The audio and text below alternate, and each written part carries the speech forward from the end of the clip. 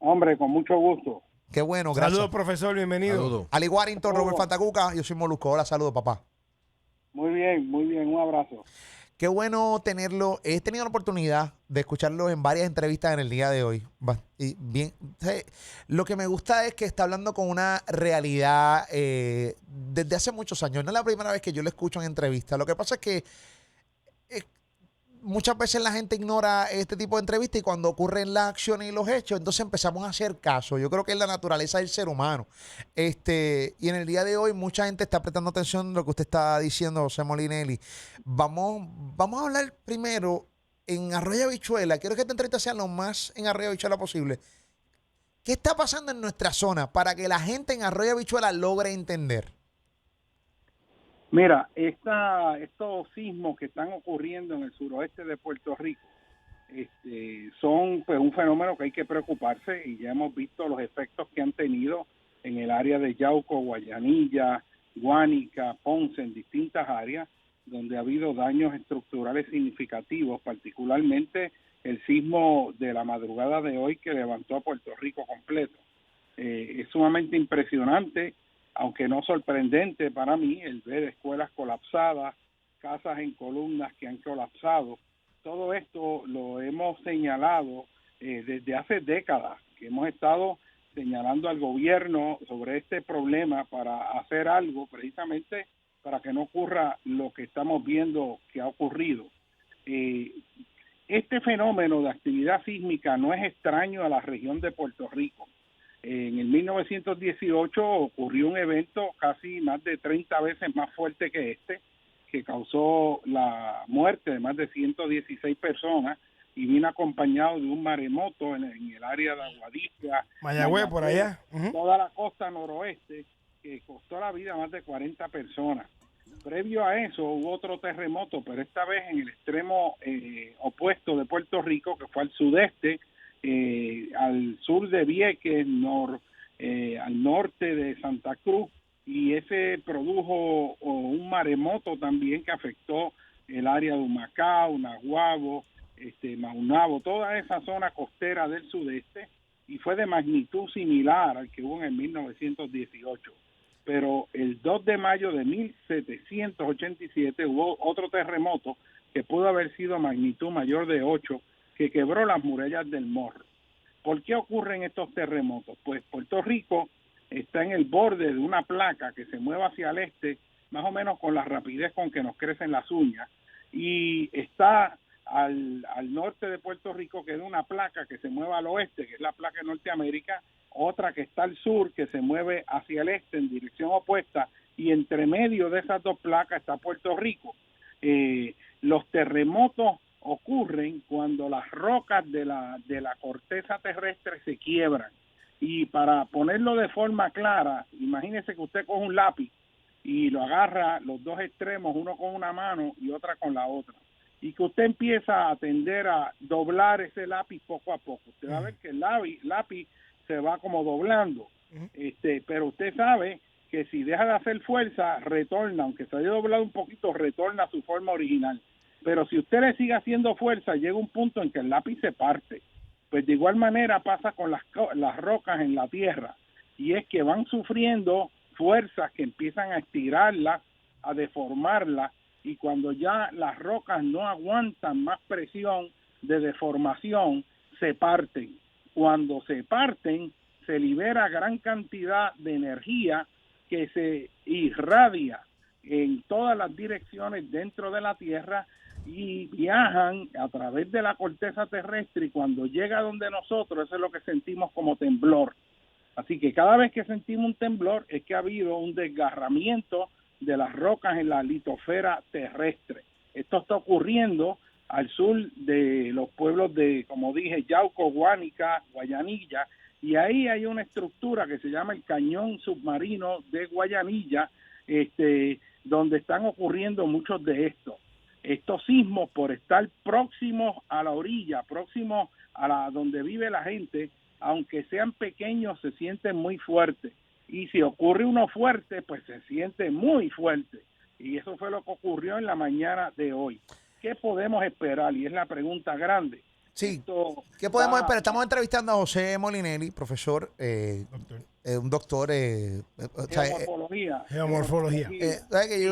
la realidad del caso es que una persona bien respetada y bien conocedor de lo que estamos hablando y una información bien preciada que te la estamos regalando en este momento y más ahora mismo que tenemos el interés de todo el país debido a lo que ha ocurrido en el día de hoy. Ahora sí, adelante. José, para la gente que está sintonizando ahora mismo la Mega, adelante, profesor.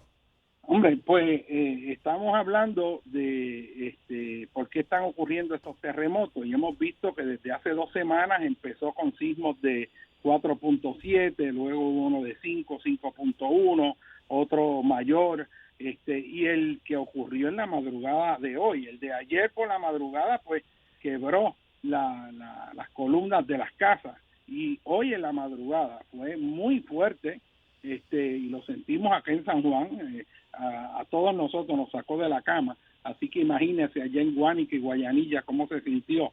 Estamos todavía recibiendo información de todos los daños, escuelas caídas, casas colapsadas, bueno, daños mayores.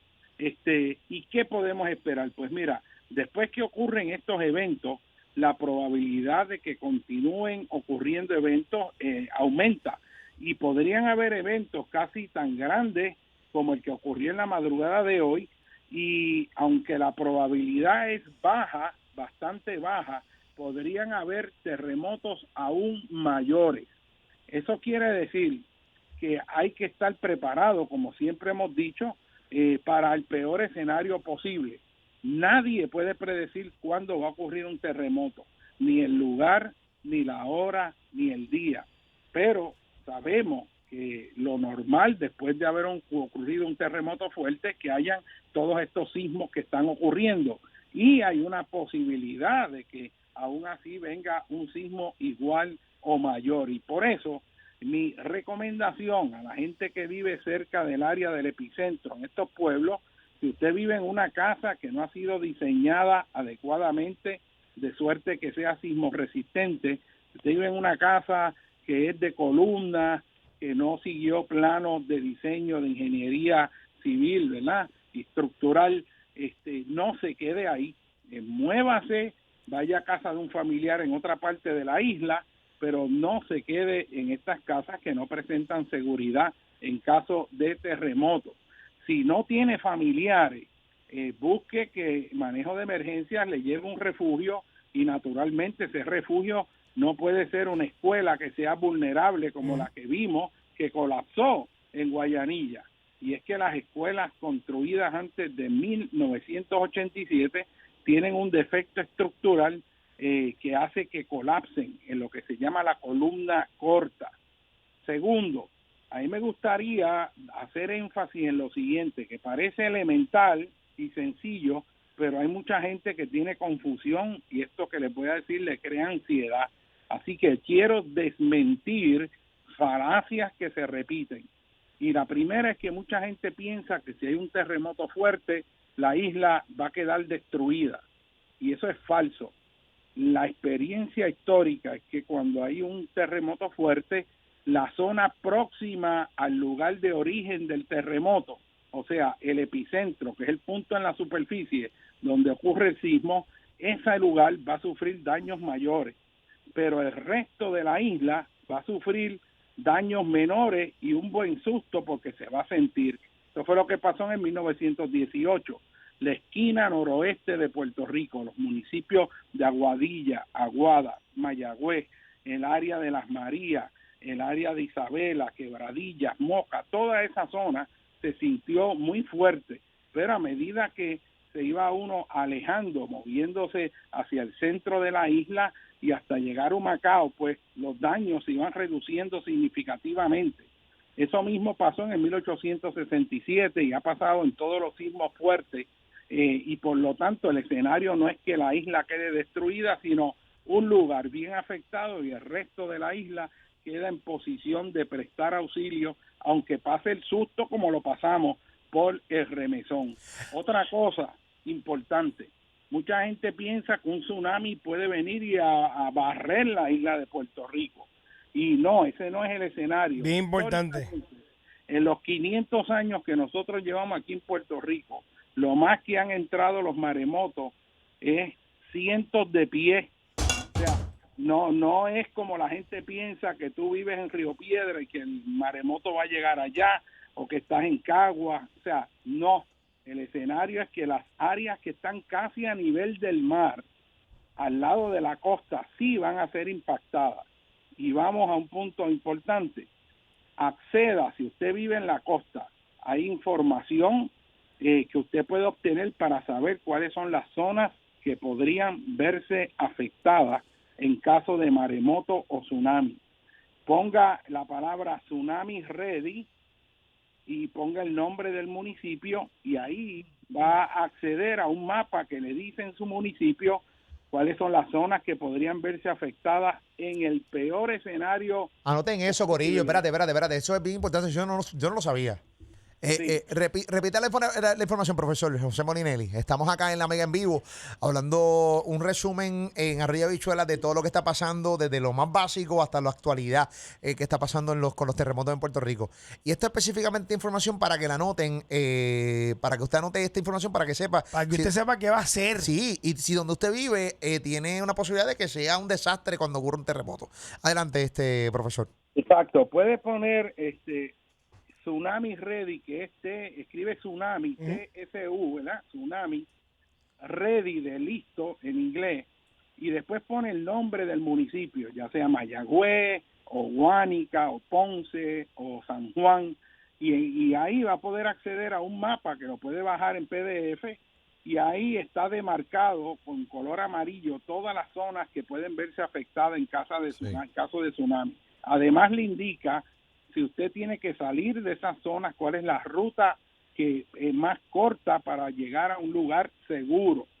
Así que ese mapa es importante que usted tenga conocimiento de él y si vive en un área costera, que entienda cuáles son las áreas de riesgo de tsunami.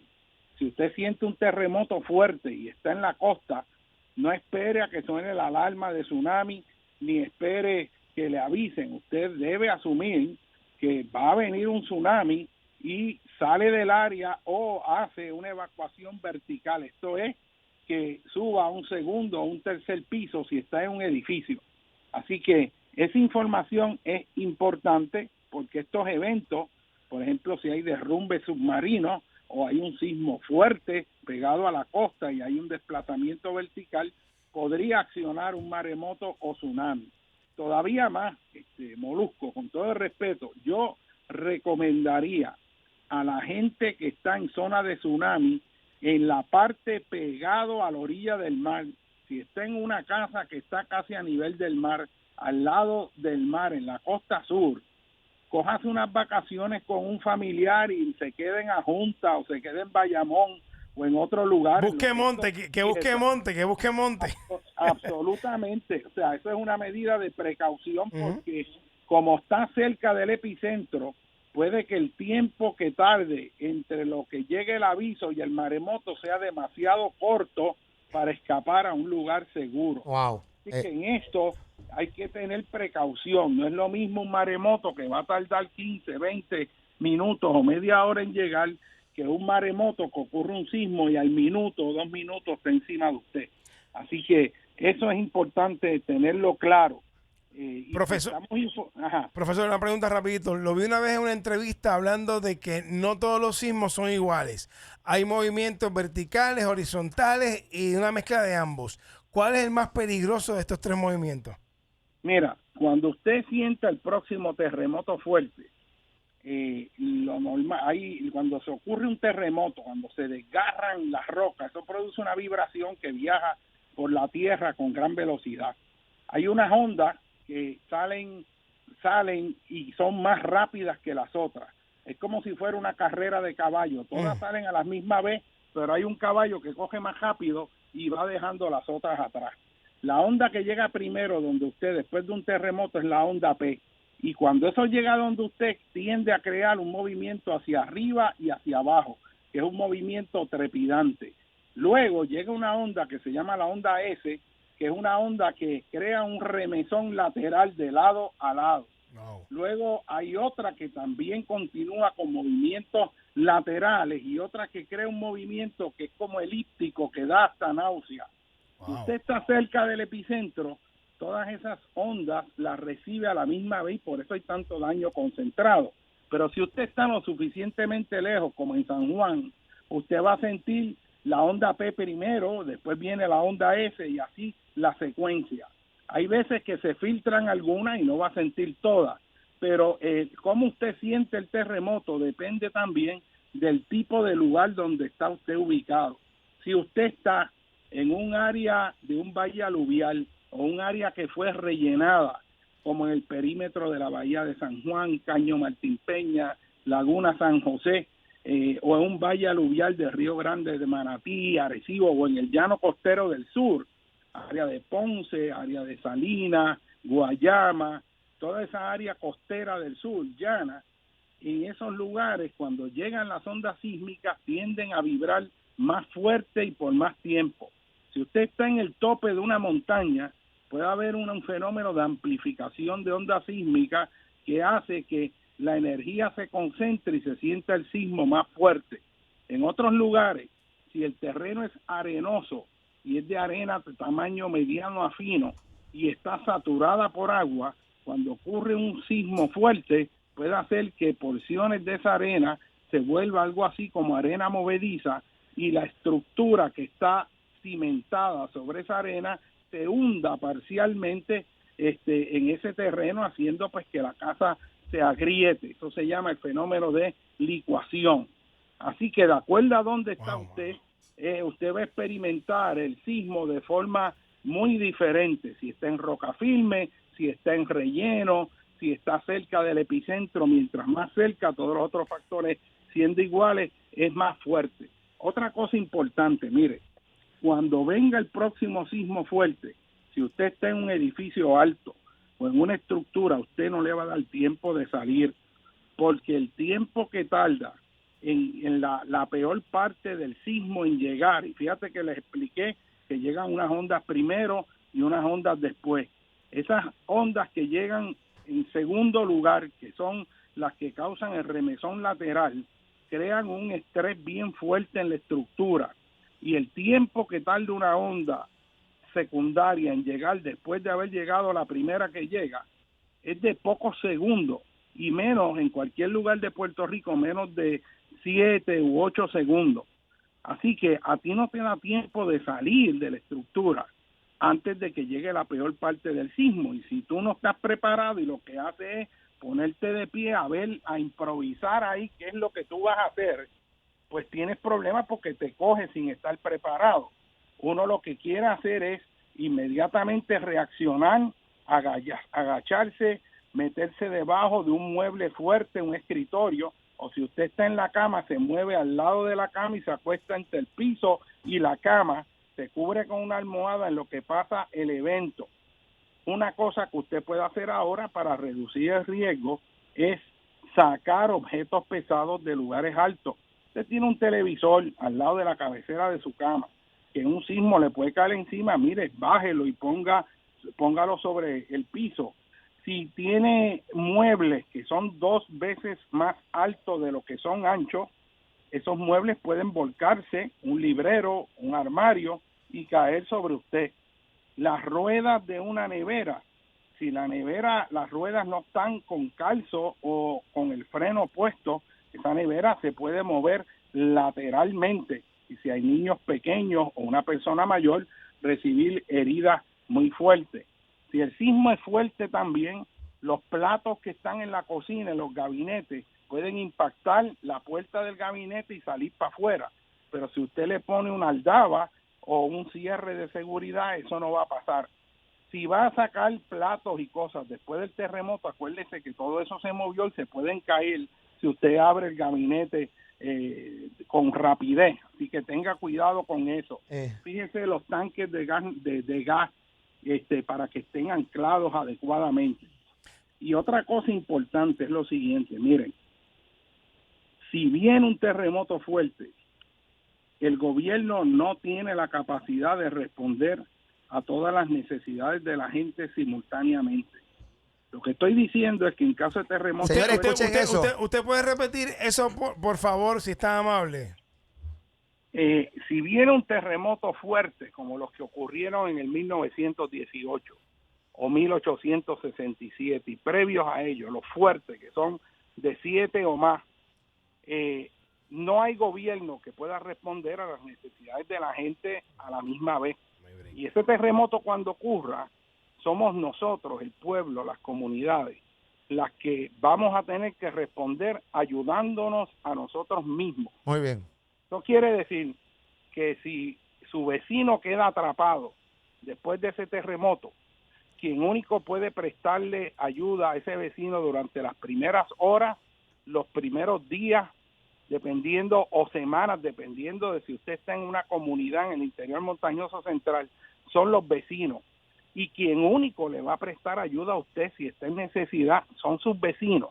Eso lo que quiere decir es que ahora, usted que me está oyendo, busque hablar con sus vecinos, haga una reunión en la calle para que todo el mundo se conozca, se organice, averigüe quién es el enfermero, quién sabe dar primeros auxilios, quién es el electricista, quién es el plomero, quién es el albañil, quién tiene marrones, quién tiene baldes para recoger escombros, quién tiene gatos hidráulicos para levantar estructuras que puedan haber colapsado, quién es el que es médico, quién es el viejito que está postrado en una cama y necesita que sus vecinos vengan a prestarle auxilio.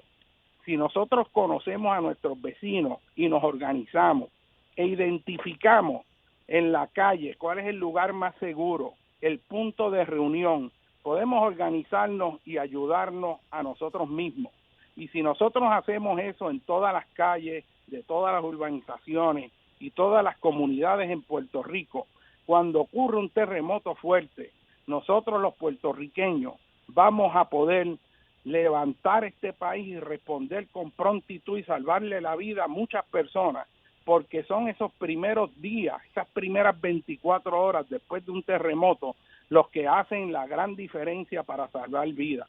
Puerto Rico aprendió del huracán María que en el análisis final, con quien nosotros contamos en una situación de emergencia, es con nosotros mismos. Si el gobierno llega después, bienvenido sea, pero no vamos a delegar la responsabilidad de la vida y seguridad de nosotros los puertorriqueños en otras personas que no sean nosotros mismos. Ahí está. Yo creo que Puerto Rico y la fuerza de Puerto Rico está en nosotros los puertorriqueños, y si nos organizamos, mira, Molusco, aquí puede haber un terremoto y no va a haber un desastre si nosotros nos preparamos para responder adecuadamente. Muy bien.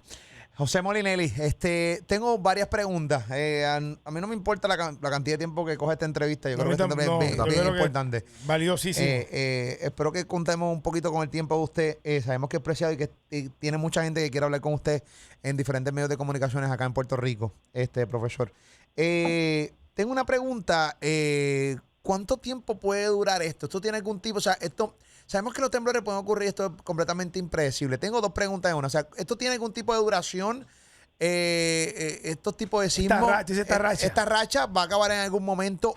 Número dos, esto está ocurriendo en el área sur. Esto mañana de repente puede ocurrir en el área norte del país, puede ocurrir en el área oeste, en el área este. ¿Esto puede ocurrir o simplemente va a seguir ocurriendo donde está ocurriendo? La probabilidad es que siga ocurriendo en el área que está ocurriendo. La probabilidad que ocurra un sismo fuerte en otro lugar es baja, pero puede ocurrir, porque los sismos no se pueden predecir, no se sabe a ciencia cierta cuándo es que algo va a ocurrir. Si nosotros sabemos dónde están las fallas que están activas y las fallas que han producido fuertes terremotos en el pasado, y que continúan produciendo sismos pues menores al presente. Pero cuando va a ocurrir uno grande, la ciencia no está lo suficientemente avanzada para poderlo predecir, y por eso la premisa de la cual debemos partir es que vamos a estar preparados para lo peor, esperando que no pase. Y si pasa, no nos coge por sorpresa porque ya nos hemos preparado. Otra cosa importante, ustedes que tienen hijos que van a las escuelas, ustedes tienen que ir a la escuela, hablar con la directora y estar seguros que hay un plan efectivo para responder en caso de terremoto en la escuela. Y es importante que sepan lo siguiente: hay que pedirle a las autoridades escolares que examinen si en caso de terremoto fuerte esa escuela aguanta. Y eso hay que saberlo, porque no importa qué mochila usted tenga o qué reserva de alimentos usted haya puesto, si usted en su casa o en una escuela que no aguanta un terremoto colapsa, básicamente todo eso es inútil. Así que el paso 1 es estar seguro que la estructura que uno esté aguanta un terremoto. Y de eso podríamos hablar horas, de cómo hacer eso. Algunos países han puesto un sistema donde por ley se requiere que se identifique con unos códigos en colores el grado de riesgo que presenta un edificio. Eso quiere decir, y yo les pregunto, ustedes que están en esa emisora, ¿ustedes saben si ese edificio aguanta un terremoto fuerte? No sabemos. Yo no sabemos. Yo lo único que sé yo lo único que sé es que aquí hay una antena gigante, que ese aparatito se cae. Ay, cállate. Y cae encima de aquí no se salva nadie. Pero abonando lo que usted dice, profesor, así como usted menciona esta emisora, escuelas, hospitales, edificios, aquí si venimos a ver, la planificación en Puerto Rico en la construcción ha sido cero. Aquí la planificación ha sido fatal. Aquí se ha construido en medio de ríos, de quebradas. Aquí, o sea, aquí se ha construido a mansalva. Y le pregunto, esto es un riesgo mayor. O sea, aquí los últimos 50 años, ¿cómo se ha construido, profesor? Mira, nosotros tenemos una alta vulnerabilidad. Me alegro que traigas ese punto. Mira, eso que has señalado es una lucha que he dado por décadas. Y es que usted se puede preparar y tener alimentos y meterse debajo de un escritorio en caso de un terremoto, pero si el lugar donde usted está ubicado, la Junta de Planes aprobó que esa casa estuviera ahí, si usted puede tener la casa mejor hecha y todos los preparativos, pero si está en una zona de tsunami y lo coge un tsunami porque está a la orilla del mar, el valor que tiene eso es muy limitado porque está en una zona de alto riesgo. Si usted está con una casa bien hecha, pero está en una ladera que se va a derrumbar en caso de terremoto, si se desliza el terreno, aunque la casa esté bien hecha, el terreno se deslizó y la perdió. Así que, para darte un ejemplo, en el programa Tsunami Ready se han demarcado las zonas susceptibles a tsunami y se da educación para que la gente pueda salir de estas áreas. Y sabemos eso, pues se hace eso porque son áreas que tienen un peligro potencial si ocurre un tsunami. Pero la Junta de Planificación de Puerto Rico no considera si un área es susceptible a tsunami o no en su proceso de aprobar permisos para nuevas estructuras. Eso quiere decir que pueden aprobar una escuela nueva en una zona de tsunami. Eso quiere decir que pueden aprobar un centro comercial donde van miles de personas en un área que podría verse afectada por un tsunami. Así que, ¿cómo es posible que se hace esfuerzo para orientar a la gente del peligro del tsunami para que salgan, pero la Junta de Planes sigue aprobando nuevos proyectos que van densificando aún más los intereses económicos, profesor, son unos irresponsables? Entonces, yo lo que planteo es que ahora que estamos viviendo lo que es un sismo, y créanme que podría ser mucho peor, hay que empezar a enderezar este país. Y uno de los elementos clave es hacer que la Junta de Planificación empiece a considerar el problema de dónde tú ubicas las estructuras para no incrementar la vulnerabilidad de desastres naturales. Tenemos 250,000 estructuras en zonas inundables en Puerto Rico. ¿Cuántas? 250,000 estructuras, la mayoría con permiso de la Junta de Planificación en zonas inundables. Gracias. Y por eso se inundó Levittown, se inundaron tantas áreas a través de toda la isla después de María. El billete, papá, el billete, profesor. Hay más de 100 comunidades en zonas susceptibles a deslizamiento, decenas de miles de estructuras en zonas expuestas a marejadas ciclónicas, erosión costera y tsunami. Mira, el proyecto puertorriqueño para este siglo XXI tiene que ser el reconstruir y rehacer un país que es seguro porque nos ubicamos en lugares seguros. Y mira esto, gran parte de la infraestructura que se hizo para el 1940 o 50, en cuestión de 30 años ya tiene un siglo y cumplió su vida útil. Eso quiere decir que nosotros vamos en cierta manera a reciclar el país. Muchas estructuras viejas se van a demoler, pero lo que yo planteo es que si la nueva construcción se hace en lugares que son seguros, aquí entonces puede haber inundaciones y no hay un desastre porque no estamos en la zona inundable. Puede haber un maremoto y no hay un desastre porque no estamos en la zona de maremoto. Puede haber un terremoto fuerte y no hay un desastre porque ubicamos las estructuras en zonas seguras donde no hay factores agravantes. Y es en esa dirección que tenemos que desarrollar una visión del país que queremos. Definitivo. Y eso es fundamental. Profesor, dos preguntas. Me gusta dejarlo hablar.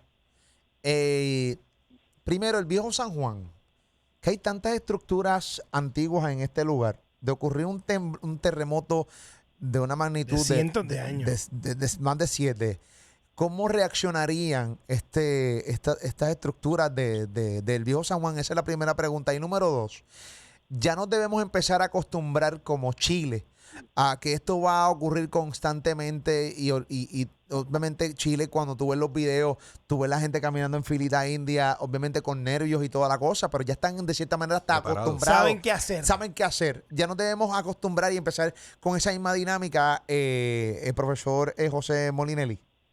Bueno, desde luego que sí, ese es un buen punto. Mira, en Chile, en Japón, sobre todo en Japón, tú ves los videos en Japón y en medio de un terremoto fuerte, la gente tranquilo dentro de los edificios, es más, agarrando las cosas para que no se caigan, no salen corriendo, están tranquilos porque saben que los edificios están bien hechos. Okay. En Puerto Rico hay que moverse pues para ver que esa nueva infraestructura que se haga sea infraestructura que está bien hecha y que está en lugares seguros. Y eso es importante en esa visión que queremos de país. Así que en este asunto de cómo volver a reconstruir el país, la idea es que a través de la Junta de Planes se considere todos estos asuntos que tienen que ver con vulnerabilidad sísmica y que la gente tenga el derecho de saber si en la fábrica donde usted trabaja, si eso es sismo resistente, si el edificio donde usted está, si lo es, y si no lo es. Y te voy a dar un ejemplo, hay países donde lo que se ponen son unos códigos de colores, y eso tiene unos colores, cuando tú entras, tú sabes que la estructura tiene riesgo moderado o muy bajo, o es de alto riesgo, muy alto riesgo. Eso es importante cuando tú vas a comprar una estructura, porque tú quieres saber, ve acá, yo estoy comprando en este condominio, esto te aguanta un terremoto, tú quieres saber eso. Y eso tenemos que movernos para legislar, para que se desarrolle una estrategia para ir implantándose en Puerto Rico. Y hay que comenzar con las infraestructuras críticas, las escuelas, los hospitales. O sea, nosotros no podemos tener hospitales que en caso de un terremoto fuerte colapsen, porque entonces dejan de servir su función. Si ahora mismo nosotros tuviéramos cientos de heridos, cientos de casos que hay que lidiar con traumas por aplastamiento, aquí no hay suficientes ortopedas, apenas hay para servir las necesidades actuales. ¿Cómo nosotros nos vamos a preparar para responder un evento que puedan haber cientos de personas o miles de personas con heridas serias? Es un panorama desolador, ¿sabe, profesor? Pero mira, yo lo que yo lamento es que no enfrentemos esto, porque es desolador si no hacemos nada. Claro. Pero si nos preparamos y nos movemos y accionamos y creamos una voluntad política de hacer un país que funcione y que no sufra un desastre si ocurre un terremoto o un huracán o una inundación, porque hemos planificado adecuadamente, pues mira, la cuestión es que esto no es ciencias ocultas, esto se puede hacer y los países inteligentes están trabajando en eso. Por eso hay muchos terremotos fuertes que ocurren en muchos países y los daños son mínimos. Miren, Haití, en el terremoto de Haití fue un terremoto de magnitud 7. Murieron más de 200,000 personas. Terrible. Ahí casi se dieron todos los factores adversos. Un sismo cerca de la capital de Puerto Príncipe, cerca de la superficie. Mala construcción. La mala construcción y la construcción ubicada en zonas donde hay factores agravantes en caso de terremoto. casi todo lo peor ocurrió ahí. Así que uno de 7, que es menor que los de aquí del 18, que fueron de 7.3, allá causó sobre 200,000 muertes. En Chile, ese mismo año, en el terremoto de Biobío, hubo un terremoto de 8.8 y lo que murieron fue apenas 400 personas. Wow. Y el terremoto fue, es decirte, la diferencia en magnitud entre un terremoto y otro es un factor de apenas alrededor de 30 veces. Eso quiere decir que entre un 7 y un 8, el 8 es 32 veces más fuerte en cuanto a la cantidad de energía. Y un 8.8, si lo redondeas, digamos, a 9, sería 30 por 30, 900 veces más fuerte. O sea, que ese de Chile, digamos, fue por lo menos 600 veces más fuerte que el de Haití.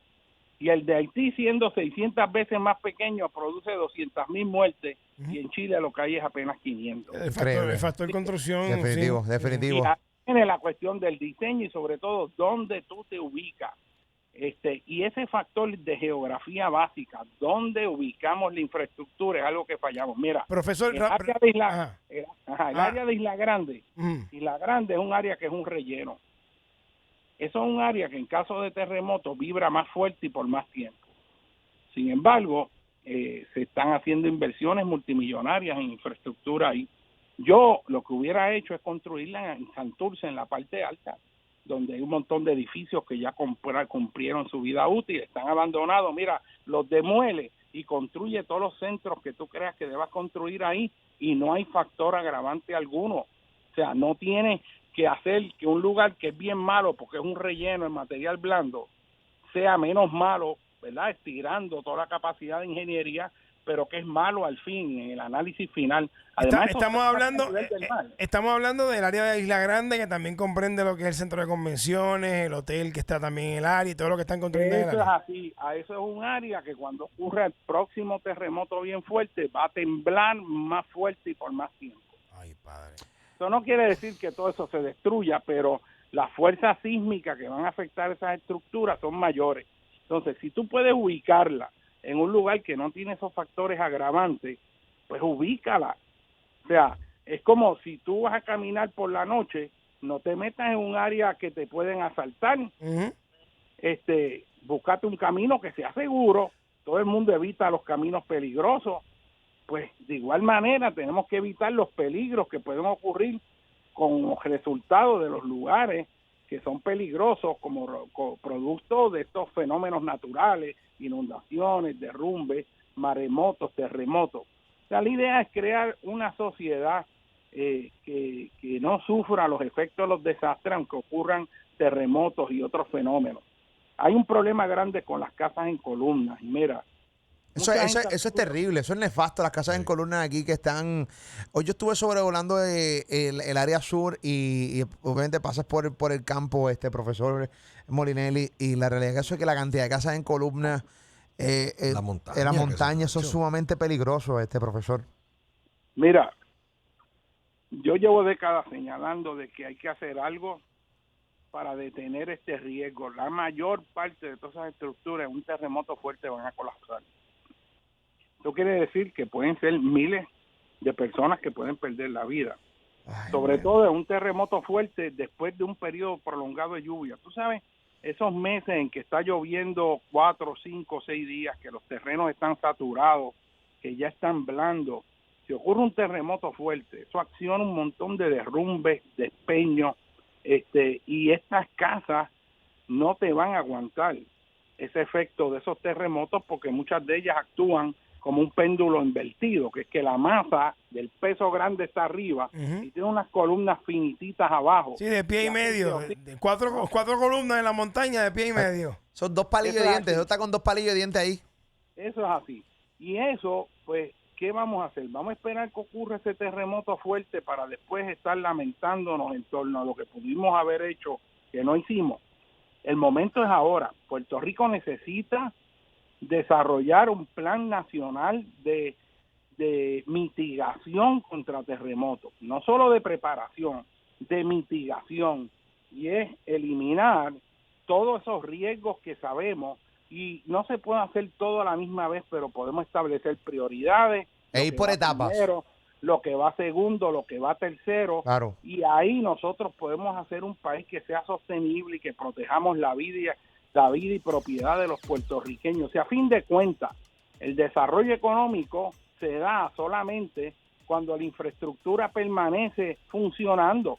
No es inteligente usted invertir en lugares de alto riesgo porque pierde su propiedad. Claro. Así que es fundamental que a priori se pueda desarrollar un país con infraestructura en lugares seguros y bien construida, y considerando también los ajustes que vamos a tener que hacer para adaptarnos al cambio climático que está causando erosión severa en las costas. Esa alza en el nivel del mar también está asociada al peligro de sismos y maremotos particularmente, porque en la medida que el nivel del mar sea más alto, la penetrabilidad potencial de un maremoto es mayor porque el nivel del mar es mayor. Y también si los terrenos se saturan en la costa porque el nivel del mar está subiendo, la vulnerabilidad a licuación también aumenta. O sea que todo esto tiene conexiones, unas cosas con las otras. Y en Puerto Rico hay que tener una visión integral porque estamos actuando de forma muy fragmentada. El gobierno no lo escucha, profesor. El gobierno no lo escucha. Bueno, yo cumplo con mi responsabilidad moral de aportar al país el conocimiento de lo que yo creo debe ser la manera de desarrollar un país sostenible. Por décadas yo he planteado estas cosas. Yo me he ganado enemigos por decir estas realidades que pueden ser inconvenientes para muchas personas, pero yo tengo espina dorsal y eso quiere decir que yo no tengo miedo de decir lo que yo sé y puedo defender en cualquier foro ante cualquier persona que piense que no estoy en lo correcto. Sí, porque le tumba el kiosco a un montón de gente. El problema es que ese montón de gente que le tumba el kiosco no le importa la vida de esa gente, porque después ellos recogen su billete, ellos se van para sus casas seguras y dejan a esta gente con eso ahí al garete y con unas estructuras terribles, profesor. Y por eso yo te agradezco la oportunidad de dirigirme al público al cual ustedes tienen acceso, que es un sector amplio del pueblo de Puerto Rico, para entrar en este proceso de irnos educando todos sobre cosas que debemos hacer para echar este país para adelante. Gracias a usted. Gracias, profesor, por estar con nosotros acá en La Mega, profesor José Molinelli. Estamos a las órdenes siempre. Siempre, muy buena. Muy buena entrevista, Corillo. Sí. Mucha información. Casi una hora hablando con él y faltan un montón de temas por abarcar, pero sumamente importante lo que trajo el profesor. No tocamos lo básico y al final siempre salen los intereses. Siempre hay un chorro de gente aquí que tú sabes que los intereses van por encima de todo y no le importa nada. La búsqueda. La arañadera. Y todos queremos arañar. Pero, papi, estamos hablando aquí de la vida de la gente. Y ahora, el país. Y ahora el país es que está escuchando. Porque el país escucha, no asimila. Este señor lleva años hablando. Años. Sí. Y bueno, como no pasaba nada, pero ahora como están. Ahora está trending. Está trending. Está buscándole en Instagram ahora para seguirlo. Ahí está en Instagram. Mira que no me dijo el Twitter. Profesor Molinelli. Búscalo, profesor Molinelli. Debe estar todo en Google. Usted en Google pone profesor Molinelli. Freites. Y ahí está y aparece y lo sigue en las redes sociales. Ya tú sabes, acá con Molusco, los Reyes de la Punta. Y ¡pam! Robert Fan de Cuca, no te vayas, La Mega está prendida. Mira, no es que siempre estén metidos en los celulares, eso no es. Es que bendito, están alimentando las demás emisoras con contenido. Y siempre se van viral. Molusco y los Reyes de la Punta, por La Mega y La Música.